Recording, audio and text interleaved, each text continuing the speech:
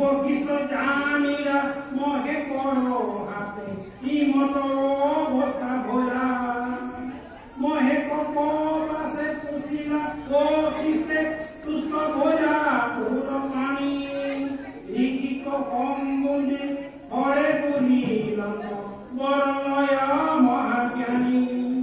ও খ্রিস্তে বলিলা সোনা মহেশ্বর মুখ এই বর পুনস্মর স্থির আকার পুষিয়া অপপূব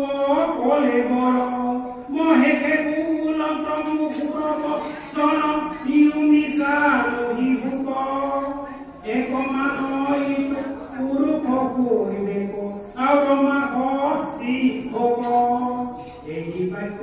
বলি পাশে ফুল পাণি নিজ স্থানে এলোই কইলা শঙ্কৰৰ বাক্য মানে মাহে কপুৰ আৰু মাখি ভোলা